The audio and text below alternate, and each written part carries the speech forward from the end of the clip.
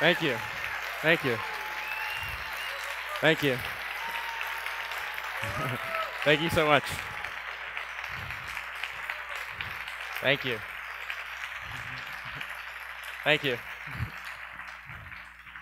So I used to be one of those performers who would be conquered by stage fright. And not just jitters, I mean that all-encompassing panic. Right? It wasn't just that my knees would shake or that my palms would sweat.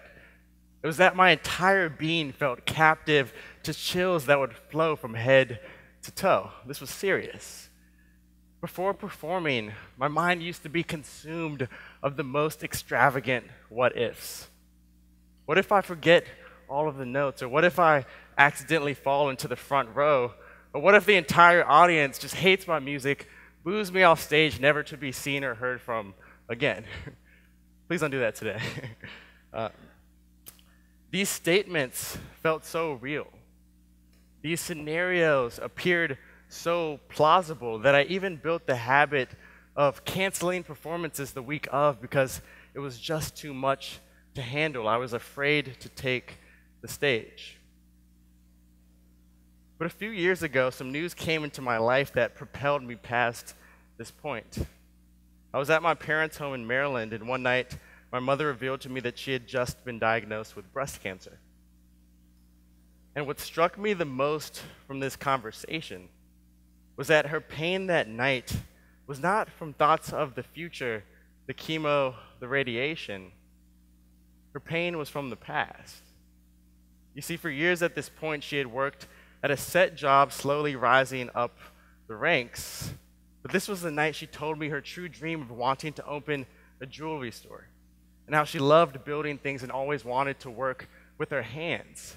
She told me this regretful story of how her desire to progress was sadly outweighed by the discomfort of possibly failing. And fortunately, today she's healthy and she's thriving. But this conversation made me determined to never let my desires give way to discomfort in that manner.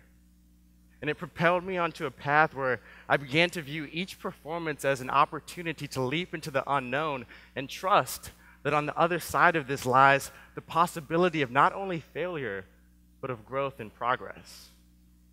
And if I wanted to avoid my own story of regret, I couldn't back away anymore. I had to take the stage.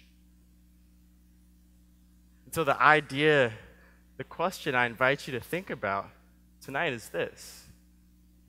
When it comes to your life and your work even, is there an opportunity for you to take the stage? To step up into an idea and experience a cause that gives you chills from head to toe? Now, in music, there's a term called dissonance. Dissonance. And it's used to describe the notes that initially can sound inharmonious to the ears. And when you first play these dissonant notes on the violin, not only can they sound harsh, but they even create these awkward finger positions that feel like you're trying to carry 10 grocery bags in one hand. You know? But over time, with repeated practice, muscle memory develops and your capacity to play these notes is enhanced, even to the point where the brain will direct your fingers to beautifully perform the most difficult passages without conscious effort or attention. As humans, I believe we each have our own form of dissonance that we hear and face. The ideas that just don't quite fit the norm, the combinations that are a bit too crazy to try, or the conversations that are just difficult to have.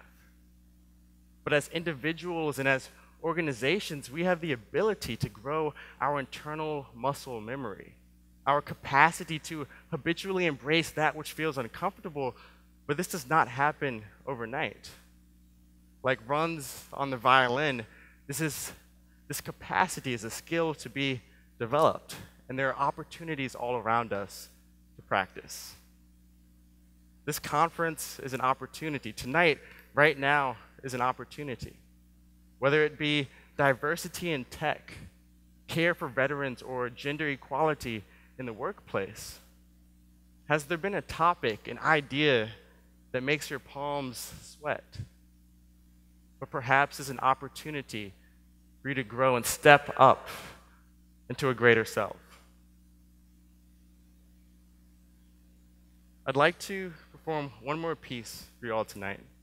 It's very special to me. It was one of the first original compositions that I created and took the stage on and performed in front of a large audience. And so I'm honored to perform it for you.